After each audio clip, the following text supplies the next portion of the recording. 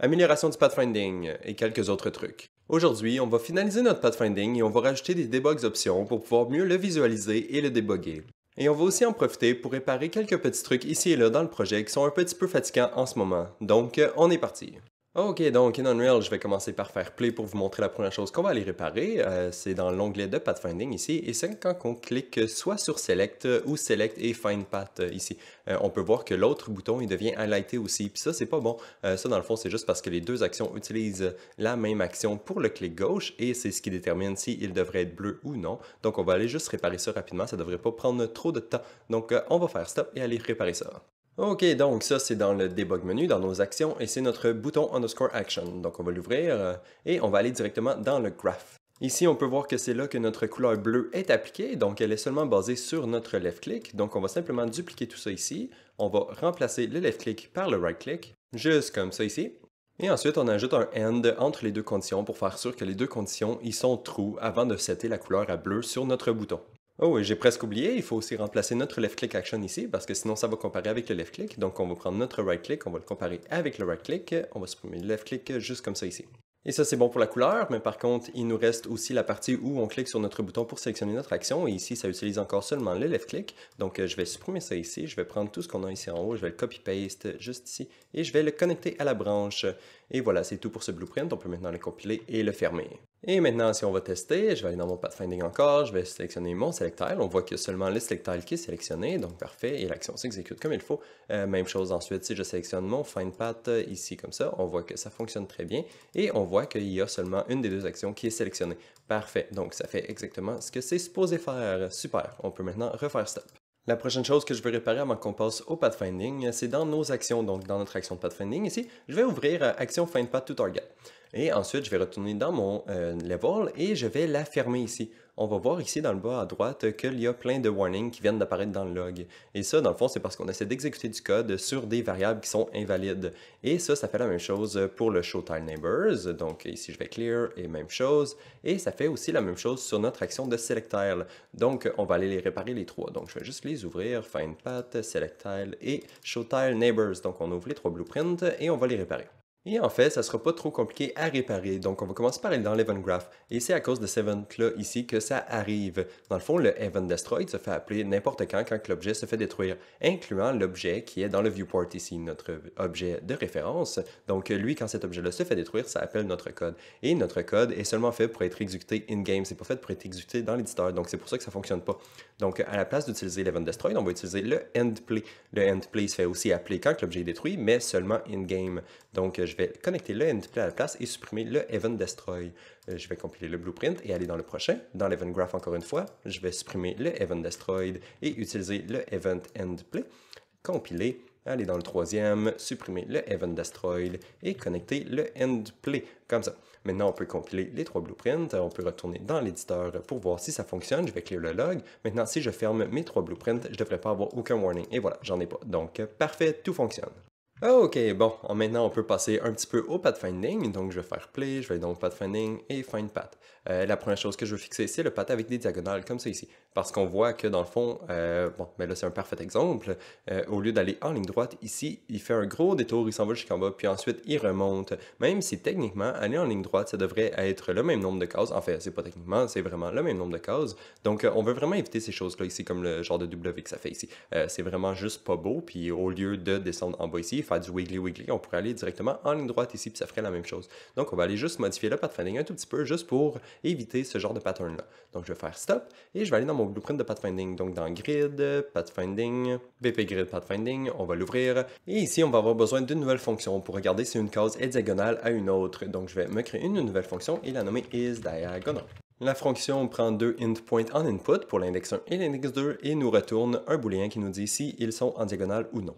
Et c'est comme ça qu'on va faire ça. C'est pas la façon la plus performante de le faire, mais c'est la façon la plus rapide de le faire pour nous pour l'instant. Donc, si jamais ça nous coûte trop cher en performance plus tard, on va revenir puis on va pouvoir l'optimiser, mais pour l'instant, on va le coder de cette façon. Donc, voilà comment ça fonctionne. On prend les neighbors de notre premier index sans inclure les diagonales. Donc, ça nous donne seulement les neighbors qui sont collés, qui ne sont pas en diagonale. Et ensuite, on fait un contains pour regarder si l'index 2 fait partie des neighbors qui ne contiennent pas les diagonales. Si c'est le cas, ça veut dire que le neighbors n'est pas en diagonale. Donc, ça nous donne notre réponse.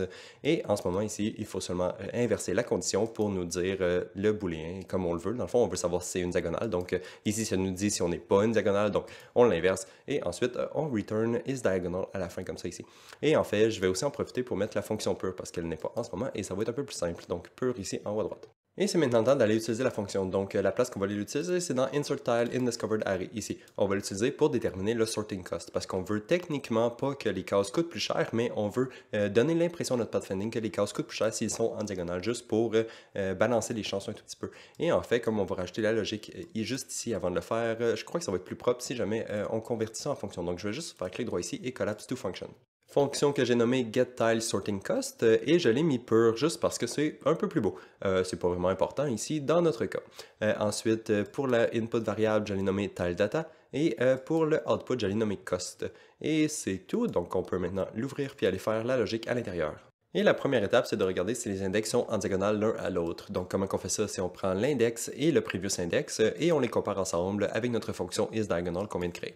Et ensuite, comme on ne veut pas que le isDiagonal ici affecte le pathfinding trop, il faut multiplier par 2 notre premier résultat. Donc ici, le résultat, il va être 2 fois plus grand et avoir 2 fois plus d'importance que notre isDiagonal comme ça ici.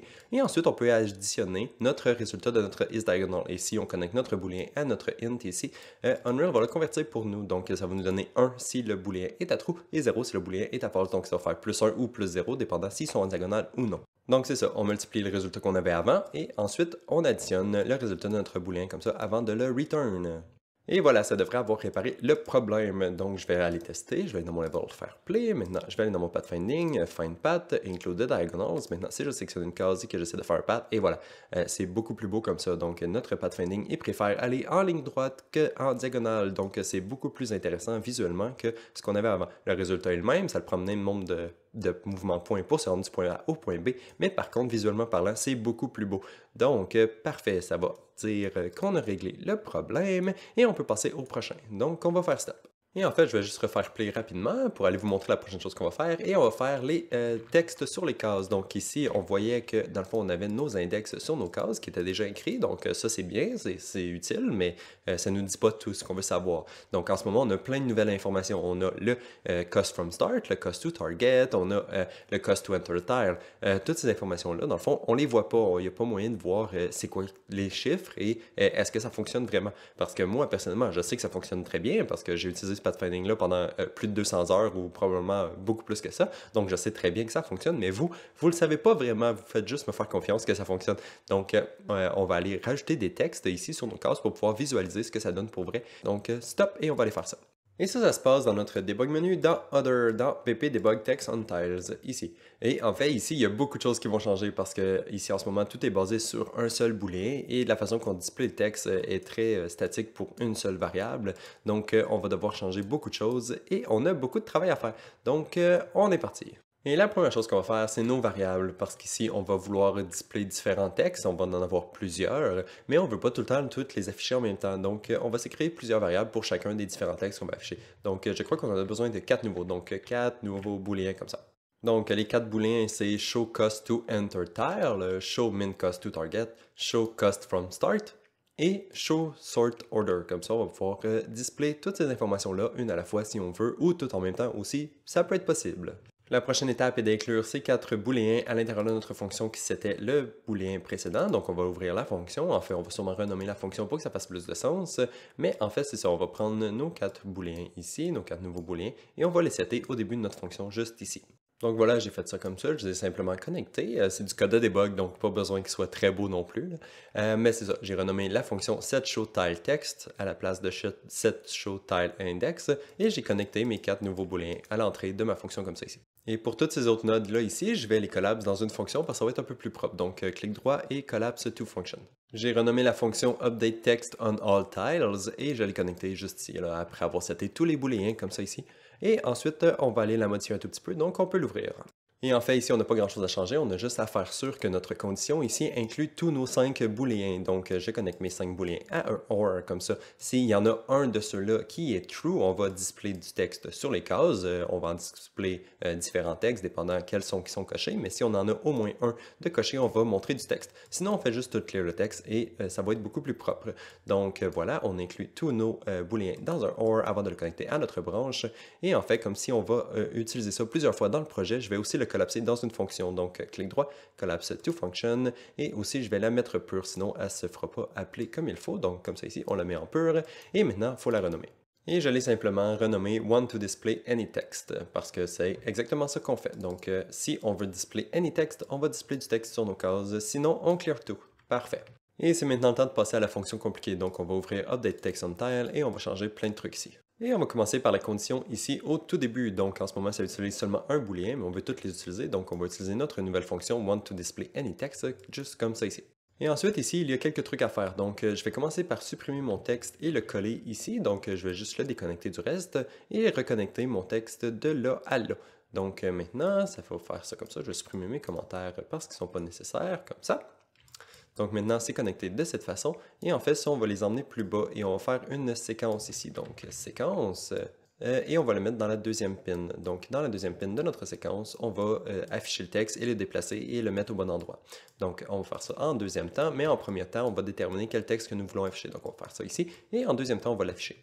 Et ensuite, ce que je vais faire, c'est convertir ma variable de string ici. Je vais la convertir en liste de string. Comme ça, on va pouvoir ajouter plusieurs strings dans notre liste et ensuite les traiter comme une liste et les appender ensemble. Ça va être beaucoup plus propre au final. Par contre, ici, si on compile, ça nous fait des problèmes. Donc, on va réparer notre petit problème qu'on a ici. Et on va réparer ça en utilisant un join string array. Donc ça, cette fonction-là nous permet de lui passer une liste d'arrays et elle nous retourne une seule string qui contient tous les éléments de notre liste. Et comme séparateur, vous pouvez utiliser ce que vous voulez. Donc, vous pouvez avoir un espace, un slash, un moins, vous pouvez utiliser ce que vous voulez. Mais dans mon cas, je vais utiliser une nouvelle ligne. Donc, pour faire ça, c'est on tient Shift enfoncé et on appuie sur Enter. Donc, ça nous crée une deuxième ligne dans notre séparateur ici. Et ça, ce que ça va faire, c'est que dans le fond, chaque élément de ma liste va être écrit sur une ligne différente. Donc, si on a 5 éléments dans notre liste, ça va être écrit sur 5 lignes différentes. Et ensuite, ça va être passé directement à notre text component. Donc, on va avoir un text component avec plusieurs lignes de texte. Et maintenant, quand on compile, tout devrait fonctionner. Ok, super. Et une dernière petite chose avant qu'on aille rajouter du texte dans la variable, on va faire un petit quelque chose juste ici au début. Et c'est de regarder si le texte n'est pas vide avant de spawn un acteur et de setter le texte et de positionner l'acteur dans le monde. Donc on va juste s'assurer que le texte n'est pas vide. Donc si on n'a rien à afficher, on va rien afficher. Et en fait, si le texte est vide, on va en profiter pour détruire l'acteur si jamais il existait. Donc length plus grand que 0, on fait ça. Moins grand que 0, on détruit. Ok, bon, maintenant c'est le temps d'aller d'ajouter du texte dans notre variable. Donc je vais retourner en haut ici, après la séquence. Et en fait, je vais me rajouter une deuxième séquence juste après, comme ça ici. Et la première partie de notre séquence, ça va être pour notre showTileIndex. Donc, si on veut montrer nos index, on garde le même append text qu'on avait avant, mais à la place de faire un set sur notre variable de texte, on va faire un add parce que maintenant la variable est un array, donc il faut ajouter des éléments à l'intérieur. Donc, on fait un add sur notre texte en utilisant le même index qu'on avait avant. Ensuite, pour la deuxième branche de notre séquence, ça va être pour tous les autres booléens. Donc, on s'assure qu'il y a au moins un de ces booléens-là qui est true avant de faire le reste parce qu'on va avoir besoin de piger dans du data de pathfinding et on ne veut pas faire ça pour rien si jamais on n'a rien à afficher pour ces variables-là. Et c'est comme ça qu'on va faire ça. Donc, à l'intérieur de notre grille, on prend notre grille pathfinding et on prend le pathfinding data et on cherche pour notre index, qui est le même index que nous avons ici. Donc, on prend notre index, on cherche à l'intérieur du pathfinding data pour savoir s'il existe. S'il existe, on peut le setter dans une variable locale qu'on va ensuite pouvoir réutiliser pour setter les autres textes, comme on a fait pour notre index en haut, mais pour toutes les autres variables. Donc, on va faire ça juste à droite et ici. Et ici, ensuite, après le set, je me suis fait une nouvelle séquence avec 4 pins, une pour chacun de nos booléens. Donc, j'ai 4 booléens, j'ai 4 pins, et je commence par le premier booléen. Donc, le show cost to enter the tile, je fais un trou pour savoir si on veut le montrer ou non. Donc, si on veut montrer le show cost to enter the tile, je prends le pathfinding, je le break pour accéder à mon cost to enter the tile. Je rajoute un petit préfixe en avant pour savoir c'est quel chiffre qu'il s'agit. Donc, j'écris enter 2 points ici parce que ça va être le cost to enter the tile. Donc, préfixe enter, ça fait du sens. Je feed la valeur et ensuite je peux l'ajouter à mon texte comme ça ici. Ensuite, je fais la même chose pour le minimum cost to target. Donc, si je veux l'afficher, je l'affiche. Je prends le minimum cost to target, j'append un préfixe qui va être min 2 points et je l'ajoute dans mon texte. Par contre, pour celui-là, je regarde si la variable est déjà initialisée par le pathfinding ou non. Parce que si elle n'est pas initialisée, ben, je ne veux pas l'afficher, ça ne sert à rien. Donc, je vais regarder si ce n'est pas égal à 999999, qui est la valeur par défaut qu'on a dans notre structure. Donc, si ce n'est pas égal à la valeur par défaut, on va l'afficher, sinon on va l'ignorer. Et ensuite, je fais exactement la même chose pour le cost from start. Donc, si on veut montrer le cost from start, on le prend à partir de notre structure, on le break, on met un préfixe en avant. En ce moment, j'ai mis start comme préfixe et je l'ajoute dans mon arrêt de texte. Et finalement, pour la dernière, c'est un peu différent, mais c'est quand même la même chose. Donc, même chose, si on veut afficher les sort order, on commence par regarder si la variable est valide. Donc, on regarde dans nos discovered tile index, on essaie de trouver notre index. S'il n'est pas à l'intérieur, ça va nous retourner -1. Donc, ici, on regarde si ce n'est pas égal à -1 parce qu'on veut seulement afficher les variables qui sont valides. On ne veut pas afficher quelque chose qui n'est pas valide pour rien. Donc, on regarde si ce n'est pas égal à -1. Et si c'est le cas, on ajoute un préfixe qui est sort dans ce cas et on l'ajoute à l'intérieur de notre liste de texte. Et tant qu'à être ici, je me dis que ça pourrait être intéressant d'afficher aussi le cost de notre case, parce qu'en ce moment, on affiche seulement l'index, et je crois que le cost aussi est une valeur qui est importante, parce que ça va nous dire pourquoi qu'elle a cet index-là. Donc, à partir de notre index ici qu'on retrouve, on peut regarder dans notre deuxième liste, notre liste de cost, on peut prendre notre élément et ensuite l'ajouter dans notre append. Ici, dans mon cas, je l'ai ajouté entre parenthèses à la fin de mon append, comme ça ici, et avant de l'ajouter dans mon texte. Et voilà, on a fini pour le formatting du texte. Donc, il y a beaucoup de nodes ici. Ça, c'est dans le fond, je viens de zoom out. Il y a beaucoup de nodes ici, puis on voit que ça fait beaucoup de choses, mais dans le fond, c'est ça qui arrive quand on essaie d'afficher plusieurs types de textes avec des préfixes et tout. Donc, ça rajoute beaucoup de conditions pour pas grand-chose. Donc, bref, on a fini notre fonction. Donc, maintenant, on devrait pouvoir l'appeler, puis ça devrait afficher le bon texte sur les cases. Enfin, j'espère. Donc, on va aller essayer ça. Donc, pour ça, on va aller dans le event graph et on va aller se connecter ici de la même façon qu'on avait fait pour notre grille. Donc, on va se connecter pour notre pathfinding ici. Et ici, on va utiliser la même technique qu'on avait fait pour notre grille, donc on va utiliser des callbacks parce qu'on ne veut pas que notre pathfinding soit au courant qu'il y a un debug menu et on ne veut pas que notre pathfinding appelle des fonctions directement de notre debug menu. Donc, à la place, on va utiliser des callbacks comme ça, notre debug menu peut s'attacher au pathfinding s'il le souhaite. Et donc, on va aller faire ça, mais par contre, ici, on a accès au grid pathfinding à l'intérieur de notre grille, mais on a accès à aucun des callbacks parce qu'on n'en a pas créé encore, donc il faut aller les créer. Donc ici, pour notre grille, on avait un callback pour quand que la tile se fait updater et on a un autre callback quand que notre grille se fait détruire. Donc, on va aller faire les mêmes deux callbacks dans notre pathfinding. Donc, quand notre pathfinding, notre case est updatée ou quand on clear tout le data de notre pathfinding. Donc, on va aller créer ça. Je vais ouvrir mon BP Grid Pathfinding ici. Et je vais me créer deux nouveaux Event Dispatcher ici en bas à gauche. Donc, 1, 2. Le premier callback, je l'ai appelé onPathfindingDataUpdated et je lui passe un input ici en haut à droite. Donc, c'est un int point pour un index que je lui passe en input. Et pour le deuxième callback, je l'ai appelé onPathfindingDataCleared. Et celui-là, il n'y a pas besoin d'input parce que ça clear le pathfinding au complet. Donc, ça ne concerne pas aucune case, c'est vraiment toute la grille. Donc, aucun input pour le deuxième. Et maintenant, il faut aller les appeler. Donc, le plus facile à appeler, ça va être le clear. Donc, on commence par lui. Et en fait, celui-là, ça se fait dans le clear generated data. Donc, on va aller là-dedans. Et ici, dans notre fonction, on clear to, on clear to, on clear to. Et à la fin, une fois que c'est fait, on peut appeler notre callback. Donc, je prends mon callback, je fais un call dessus et je l'attache comme ça ici. Donc, on appelle notre callback une fois que tout le dating est clearé au complet.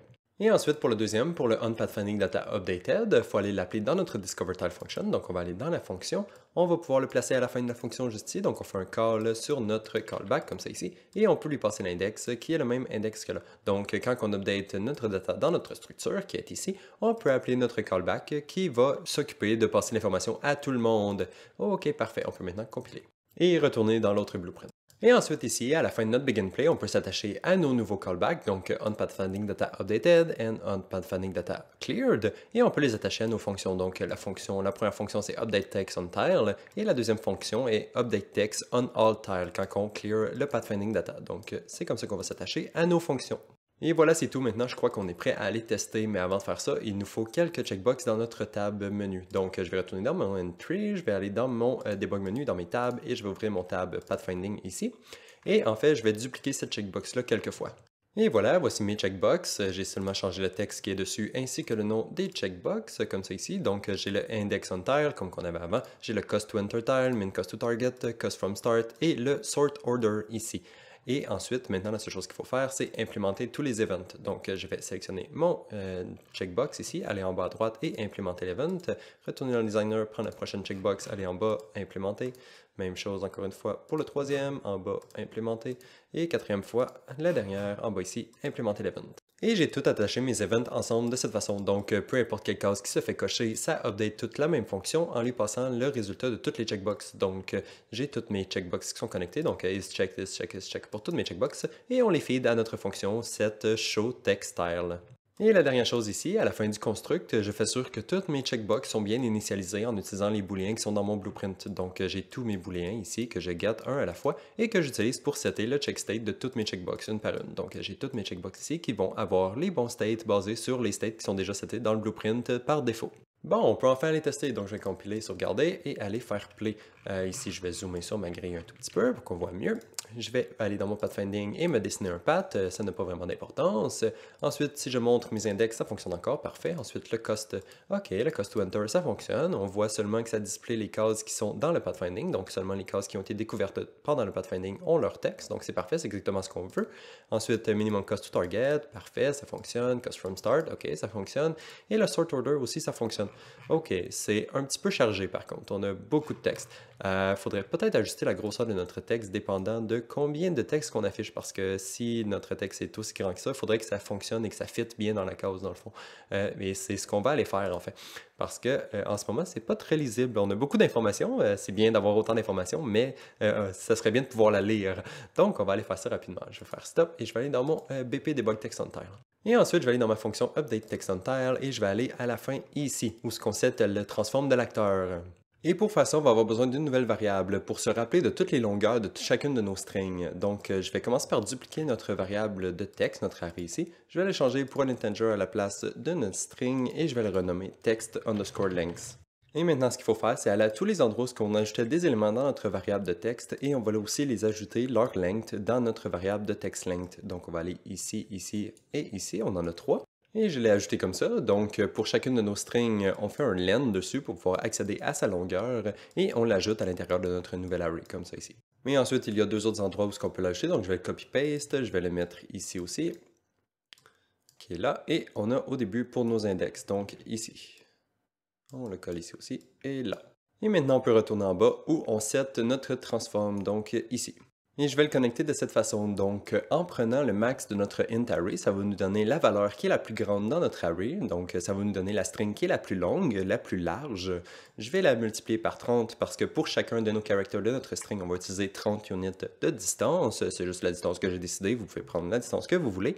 Et ensuite, on va le diviser par notre grid tile size en Y parce que c'est la largeur de nos cases. Et ensuite, on peut le passer à notre transform scale comme ça ici. Ok, allons voir à quoi ça ressemble. Donc, entry, play. Pathfinding, je vais cocher toutes mes cases ici. Je vais faire un nouveau path comme ça ici, comme ça. Ok, mes textes sont tout petits, mais bon, on peut zoomer si on veut les voir, et voilà.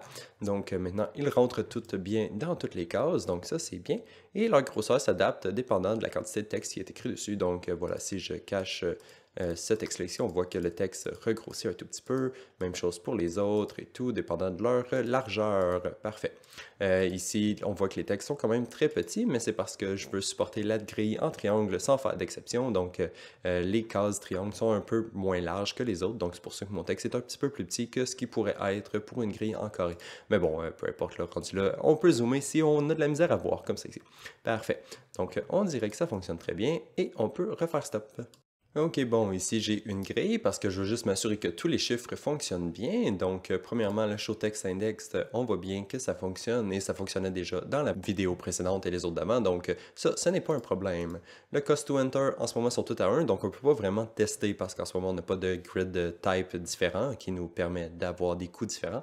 Donc, pour l'instant, on va dire que ça fonctionne. Ensuite, nous avons le min cost to target qui marche très bien pour une grille en carré. Donc ici, 5 de distance à partir de cette case jusqu'à la target. Celle-là 5, 4, 3, 3, 2, 1, ça fonctionne très bien. Et même chose, si on inclut les diagonales, je crois que ça fonctionne très bien aussi. Donc, si je refais mon path, il y a 4, 4, 4, 3, 3, 3, 2, 2, 2, 1, 1, 1. Donc, si je pars de cette case-là, ça fait 1, 2, 3. Et ça fonctionne très bien. OK, parfait. Je sais que c'est brisé pour les autres grid shapes. On va regarder ça tout de suite après. Mais pour l'instant, on va continuer pour la prochaine. Donc, la prochaine qui est le cost from start. Donc, si je le coche encore, je suis encore avec les diagonales. Donc, ici, toutes ces cases-là ici coûtent 1 pour se rendre jusqu'au start. Donc, 1, 1, 1, fait du sens. 2, même chose. Donc, 1, 2, 3, 3, 3, 4. Donc, ça, c'est parfait. Et maintenant, si je désactive les diagonales et que je régénère mon path, ça fait 1, 1, 1. Pas ces deux-là qui sont dans les coins parce que maintenant, c'est rendu 1, 2. Donc, ça fonctionne très bien. 1, 2, 3, 4, 4 jusqu'à la fin. Ça fonctionne très bien et ça devrait bien fonctionner sur tous les types de cases anyway. Donc, on peut la fermer. Et la dernière est le Show Sort Order, comme ça ici. On dirait que ça fonctionne bien, donc en sorting, celle-là est 0 parce que, évidemment, c'est la dernière, donc elle a le premier index de ma liste. Ensuite, 1, 2, 3, 4, 5, 6, 7. Je crois que ça fait du sens parce que ici, elle coûte toutes 12. C'est toute de distance 12 vers la target, donc ça fait du sens. Mais par contre, c'est quoi qui arrive si jamais on régénère le path une fois que les textes sont affichés, comme ça? Donc là, je ne sais pas si vous avez remarqué, mais ici, j'ai un sort 0 sur ma case finale, j'ai un sort 0 sur ma case initiale, j'ai un sort 0 en haut, j'ai deux fois le sort 2, deux fois le sort 4, deux fois le sort 6. Ça, c'est étrange. Et si jamais je passe ma souris sur les cases, leur sort il s'update. Donc le texte, il se met à jour. Parce que dans le fond, le problème, c'est ça, c'est que le texte n'était pas mis à jour parce qu'on vient de générer le path et le texte ne s'update pas au moment où on insère un nouvel élément dans notre array. Parce que quand on insère un élément dans l'array, ça décale tous les autres éléments qui sont après et ça n'update pas le texte quand ça arrive. Donc, il va falloir aller réparer ça parce que sinon, à chaque fois qu'on régénère un path, tous nos textes sont invalides jusqu'à ce qu'on les rafraîchisse. On peut les rafraîchir en passant notre souris dessus ou on peut les rafraîchir en cochant et décochant la checkbox. Ça fonctionne aussi, mais c'est un petit peu fatigant de devoir faire ça si on veut avoir les bons résultats sur les cases. Donc, on va aller réparer ça en premier. Et c'est comme ça que j'ai décidé de faire ça pour réparer ce problème-là. Dans le fond, c'est pas un très beau fixe, mais au moins ça fonctionne et c'est relativement performant efficient. So that's good. Donc, dans le fond, je me suis créé un nouvel événement que j'ai appelé event underscore reupdate all text after delay que je connecte à un retriggerable delay. Et ça, dans le fond, ce que ça va faire, c'est qu'à chaque fois que cet event-là se fait caller, à chaque fois que le délai se fait appeler, ça le reset, reset, reset, reset, reset. Et à la fin, ça se fait exécuter qu'une seule fois. Donc, si jamais on appelle cet événement-là 2000 fois, parce qu'on a beaucoup de cases et que le pathfinding a été long à faire, il va seulement exécuter le update text on all tile juste une fois à la fin. Donc, c'est exactement ce qu'on veut. Et donc, justement, après le completed, j'appelle ma fonction update text on all tile qui va updater le texte de toutes nos cases une fois que tout le pathfinding data est calculé et qu'on a toutes les informations qu'on a besoin. Donc, c'est ça l'idée. Au lieu d'appeler notre update text on tile à toutes les fois qu'il y a un changement dans le pathfinding data, donc à chaque fois qu'il y a une case qui se fait updater, on appelait notre update text on tile en lui passant l'index pour updater cette case-là. Mais là, à la place, ce qu'on va faire, c'est appeler notre nouvel événement ici. Et une fois que tout le pathfinding est complété, ça va updater tous les textes en même temps, juste une fois. Et ça devrait fonctionner parce qu'on va avoir calculé toutes les informations qu'on a besoin pour notre pathfinding. Mais bon, pour qu'on puisse connecter cet événement-là à notre callback qui est ici, il faut que les signatures fonctionnent. Donc, pour ça, il faut rajouter une variable ici, même si on ne s'en sert pas. Donc, je me suis créé une nouvelle index ici, qui est un endpoint, et c'est tout. On ne va pas s'en servir, mais c'est juste pour pouvoir les connecter ensemble, sinon ça ne fonctionnerait pas. Et voilà, maintenant que notre événement a la variable, on devrait pouvoir la sélectionner dans notre drop-down menu ici. Donc, j'ai mon événement qui est ici, Event Reupdate All Text, donc on peut le sélectionner, et on peut compiler, et tout devrait fonctionner. Et justement, ça fonctionne. Donc ici, on peut voir qu'à chaque fois que je clique, ça prend un petit délai avant que toutes les cases s'updatent, mais elles s'updatent toutes en même temps. Donc quand je fais un nouveau pathfinding, ça génère tout le data qu'il a besoin et une fois que c'est terminé, à la fin, le texte se met à jour. Donc parfait. Et juste pour confirmer ici, je montre seulement les sort order parce que c'était ça le problème. Et maintenant, si je clique, on voit que tous nos textes se mettent à jour et que ça fonctionne et qu'ils ont tous les bons chiffres. Donc ici, j'ai 1, 2, 3, 4, 5, 6, 7 et 0 pour la case de finale parce que justement, c'est celle-là qu'on veut analyser la suivante. Donc voilà, ça fonctionne très bien. Parfait. Ok, bon, on est enfin au point où on peut commencer à réparer notre minimum distance pour les cases hexagone et triangle. Je pourrais simplement vous donner la formule, mais je me dis que ce serait un petit peu plus intéressant de bien le visualiser aussi en même temps. Donc, pour ça, on va devoir se créer une nouvelle action. Et cette fois-là, au lieu d'en dupliquer une, on va faire quelque chose d'un petit peu différent. On va créer un child blueprint d'une classe qui existe déjà. Donc, on va prendre notre action Select Tile parce qu'on veut être capable de sélectionner une case et ensuite générer la minimum distance à partir de la case qui est sélectionnée. Donc, à partir du Select Tile, on peut faire clic droit dessus et créer une Child Blueprint Class, comme ça ici. Je l'ai renommé Action underscore Select Tile underscore Calculate Min Cost et ensuite, je vais la glisser dans mon dossier de Pathfinding, comme ça. Et ensuite, on peut l'ouvrir. Et ici, ce qu'on veut faire, c'est overrider notre Execute Action Event. Donc, on va aller dans nos fonctions, faire Override et trouver notre Execute Action qui est ici. Et ici, comme on veut que le parent action il continue de se faire exécuter, le parent action étant le select tile, donc ça ici, ça va sélectionner une case si on l'exécute. Donc pour ça, pour sélectionner une case, on va avoir besoin d'index, donc il faut le reconnecter. Donc je vais juste le reconnecter comme ça et on va le garder ici. Et ensuite, le restant de la fonction va commencer de cette façon. Donc on commence par clearer le generated data parce qu'on va générer du nouveau data, donc on veut le clearer en premier. Ensuite, la prochaine étape est de regarder si le selected tile ici est valide, parce que sinon on ne veut pas exécuter aucune logique dans cette fonction-là. Et voici la partie principale de la fonction. Donc, ce qu'on fait en bref, c'est on regarde toutes les cases de notre grille, on les prend toutes et on loupe à travers toutes ces cases-là. Et en fait, ensuite, on les discover. Donc, on discover toutes les cases de la grille au complet. Et pendant qu'on les discover, eh bien, on s'assure de calculer le minimum cost entre les deux cases que nous voulons comparer. Donc, nous avons la case que nous sommes en train de discover ainsi que la case qui est sélectionnée. Donc, on va calculer le minimum cost entre ces deux cases-là et le setter dans notre data de pathfinding lorsqu'on discover notre case. Et ça, en bref, tout ce que ça devrait faire, c'est juste nous générer une tonne de chiffres qu'on va ensuite pouvoir regarder. Et il nous reste juste une petite chose à faire, et c'est de nous faire une variable pour les diagonals ici. Donc, je vais faire clic droit dessus, faire promote to variable, que je vais nommer include diagonals. Juste comme ça. Et voilà, on peut maintenant compiler et sauvegarder, et on peut même le fermer. Et comme d'habitude, il va nous falloir un bouton pour pouvoir l'ajouter dans l'interface. Donc, je vais dupliquer mon bouton action show tile neighbor encore une fois. Je vais le copier ici, et je vais le renommer button underscore action underscore calculate min cost. Et ensuite, je vais l'ouvrir. Comme d'habitude, dans le designer, j'ai seulement changé le texte qui est écrit sur le bouton ainsi que l'action qui est assignée au clic gauche. Et maintenant, on peut aller dans le graphe. Ensuite, on va aller ici et supprimer ces deux nodes. Et on les remplace comme ça. Donc, même chose que d'habitude, je vais changer le cast pour qu'il pointe vers ma nouvelle classe. Donc, en ce moment, c'est calculate min cost, comme qu'on vient de créer. Et on s'occupe de setter le include diagonals avec la checkbox, comme qu'on fait d'habitude. Maintenant, on peut compiler et le fermer et aller l'ajouter dans une table. Donc, je vais aller dans mes tabs et ouvrir tab Pathfinding. Je prends mon bouton à gauche, je le mets dans la vertical box, je le mets à la place où je veux, peu importe, c'est pas vraiment important, et je lui mets 2 de padding pour qu'il soit bien aligné avec les autres boutons, comme ça ici. Et c'est tout. Maintenant, on peut compiler et fermer la table et on va pouvoir tester. Et maintenant, je vais faire play, aller dans mon pathfinding, sélectionner ma nouvelle action et choisir une case. OK, ça sélectionne la case, donc c'est déjà bien. Et ensuite, si je coche la case min cost to target, on va voir que les chiffres apparaissent et qu'ils sont calculés pour toutes les cases de notre grille. Donc, c'est exactement ce qu'on veut. Et ici, on va juste regarder rapidement toutes les cases qui sont voisines directes, c'est des minimums 1, 1, 1 et 2 pour les coins parce que je n'inclus pas les diagonales. Et si je coche diagonale, maintenant, si je régénère, ça doit faire 1, 1, 1 partout autour parce que les diagonales aussi comptent comme 1. Parfait. Donc voilà, ça fonctionne très bien. L'action fonctionne exactement comme qu'on veut. Super. Là, on va juste se faire un petit setup rapide juste pour que regarder les autres grid shapes, voir comment ça fonctionne. Donc je reviens dans 30 secondes. Donc ici, j'ai une grille en hexagone et on va voir que ça fonctionne pas très bien en fait parce qu'ici, des gens partant, les cases qui sont juste à côté, ils coûtent 2 de base, donc déjà là, c'est pas très bien. Ensuite, celle-là aussi coûte 2, donc ça c'est étrange aussi parce que techniquement, celle-là est bonne, celle-là est pas bonne, celle-là est bonne, c'est étrange. Celui-là ici coûte 4, je comprends pas trop pourquoi que ça donne 4, donc anyway, c'est pas les bons chiffres, donc il faut réparer ça. Et ensuite, on va juste regarder rapidement pour les diagonales, si ça fait la même chose. OK, quand on coche diagonale ici, minimum c'est à 1, OK, ceux-là sont bonnes, techniquement tout ça c'est bon ici. Mais par contre, pour les autres ici, ça fait 2, 3, c'est pas bon ici parce que c'est techniquement 1, 2, c'est pas supposé être 3, c'est supposé être 2 ici, même chose qu'ici, donc 1, 2. Donc ceux-là ici sont pas bonnes non plus, donc c'est ça, il faut vraiment aller réparer nos hexagones. Et pour les triangles, on a la même chose. Donc ici, les cases qui sont adjacentes sont bonnes. Donc c'est 1, 1, 1. Donc ça, c'est bien. Ensuite, 2, ça semble fonctionner. En fait, si je vais en diagonale, on dirait que ça fonctionne. Donc 0, 1, 2, 3, 4, 5, 6, 7. Ça fonctionne très bien. Mais par contre, si je m'en vais en ligne droite un peu plus, ça fait 1, 2, 3. Non, ça c'est 1, OK. 2, 3, 4, 3. Ça fait pas de sens. C'est ce que c'est supposé être 1, 2, 3, 4, 5, 6, 7. Là, en ce moment, c'est 1, 2, 3, ceux-là sont étranges. Donc, il va falloir réparer celle-là.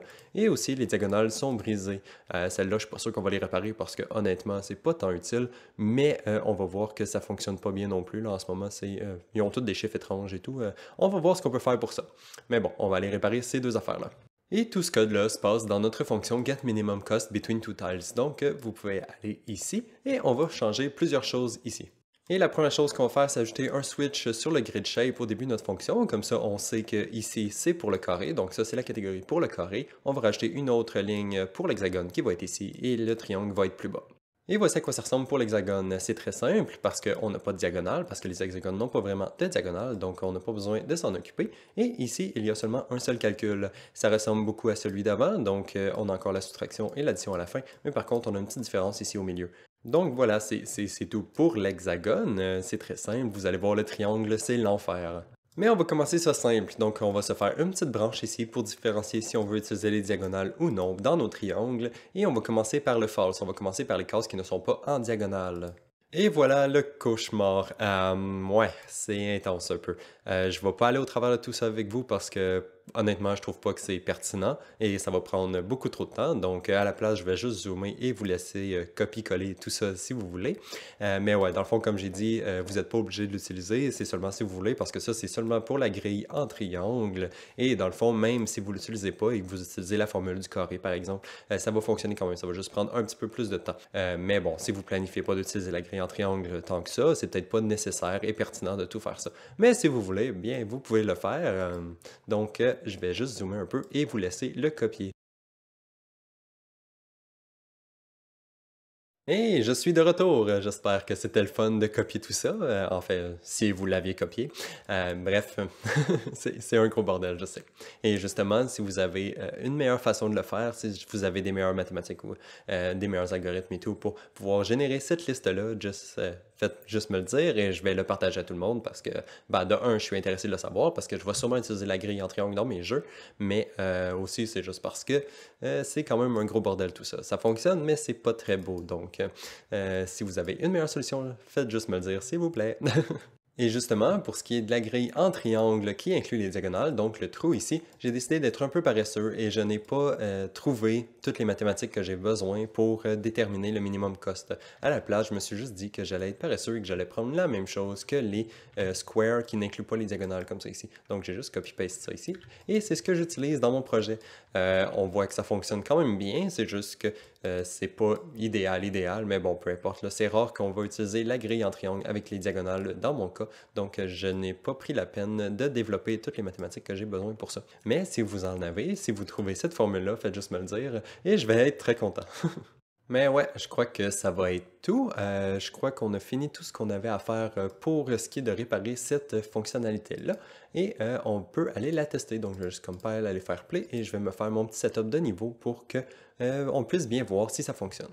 Ok, donc pour notre grille en carré, ça semble quand même bien fonctionner. Donc ici, si je pars du milieu, j'ai 1, 2, 3, 4, 5, 6. Donc ça fonctionne très bien, ça fonctionne dans toutes les directions, parfait. Ensuite, si j'inclus les diagonales et que je vais dans le coin parce que c'est plus facile à voir, on voit que ça fonctionne quand même bien aussi. Donc ça fait 1, 2, 3, 4, 5, 6 ou 6 dans le coin en diagonale si on fait 1, 2, 3, 4, 5, 6. Donc oui, ça fonctionne aussi pour les carrés en diagonale. Parfait, on n'a rien brisé. Ok, maintenant c'est le temps pour les hexagones. Donc je sélectionne une case et... oh, bon, ok, ça fonctionne pas. Ici, on voit que c'est dans le négatif. Ça devrait pas. Ici, ça coûte 0, 0, 0. Ok, ça fait pas de sens. Donc je vais devoir aller voir qu'est-ce qui se passe. Ok, j'ai trouvé la solution. Dans le fond, il nous manque les deux abs ici entre notre moins et le reste de notre logique. Il faut aller faire la même chose. Je ne sais pas pourquoi je ne les ai pas copy-paste quand j'ai fait le code. Donc voilà. Donc il nous faut les deux mêmes abs. Donc je les reconnecte comme ça et comme ça au début. Donc voilà, on fait notre minus, ensuite on fait les abs et ensuite on fait le reste de la logique et ça devrait fonctionner. Parfait. Ok, bon, on va retester, voir si ça fonctionne maintenant. Donc, je sélectionne une case. Ok, minimum 0, c'est bon. 1, 1, 1, 1, 1, c'est bon. 2, 2, 2, 2, 2, 2, 2, ça fait du sens. 3, 4, ok, ça fait du sens. Si on essaie de marcher à partir de notre case et on s'éloigne, on va voir ce que ça donne. Donc, ça fait 1, 2, 3, 4, 5, 6, 7. Ça, c'est bon. Fait que 1, 2, 3, 4, 5, 6, 7. Ça marche aussi. 1, 2, 3, 4, 5. Yeah, ça fonctionne. Ok. Donc, on a fini avec l'hexagone. Il fonctionne très bien. Et finalement, nous avons nos triangles. Donc ici, j'ai mon triangle sans la diagonale, donc c'est la grosse formule que nous avons fait. Et ça semble fonctionner. Donc on va juste regarder plus de près. Donc 0, 1, 2, 3, 4, 5, 6, 7, 8, 9, 10, 11, 12, 13. OK, ça fonctionne quand on va en ligne droite en haut. La diagonale, est-ce qu'elle fonctionne encore? 1, 2, 3, 4, 5, 6, 7, 8, 9, 10, 11, 12, 13. Ça fonctionne. Dans l'horizontale, 1, 2, 3, 4, 5, 6, 7, 8, 9. OK. Et si on fait un path un peu random, ça fait 1, 2, 3, 4, 5, 6, 7, 8, 9, 10, 11, 12. Ça fonctionne très bien aussi. Donc voilà, nos triangles avec sans les diagonales fonctionnent très bien. Et maintenant, il nous reste seulement nos triangles avec diagonale. Et ceux-là ici fonctionnent pas vraiment, en fait. Ici, ça devrait être un 1, ça devrait pas être un 3. Celui-là, c'est un 1, c'est bon. Celui-là devrait être un 1 encore une fois. Celui-là, 1, ça c'est bien. Celui-là devrait être 2 au lieu de 4, donc ça fonctionne pas. Celui-là devrait être 3 au lieu de 5. Donc voilà, ça fonctionne vraiment pas. Ça fait 1, 2, 3, 4. Au moins comme ça fonctionne en ligne droite. Ça fait 1, 2, 3, 4, 5, 6. Et même chose pour en diagonale, donc 1, 2, 3, 4, 5, 6. Donc ouais, c'est proche, mais il y a encore beaucoup de problèmes ici et là.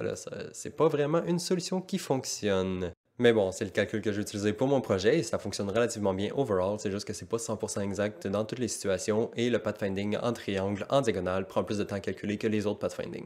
Mais bon, est-ce qu'on utilise vraiment une grille triangle avec des diagonales? Mais ça va être rare, son. Donc, c'est pas vraiment important, je crois. Et si jamais vous avez une formule, comme j'ai dit avant, faites juste me le dire, puis on va l'implémenter ensemble dans une prochaine vidéo sans problème. Et je crois que ça va être tout pour aujourd'hui. Je planifiais faire un petit peu plus que ça aujourd'hui, mais bon, la vidéo elle commence déjà à être très longue, donc on va continuer dans la prochaine. Donc, bye bye!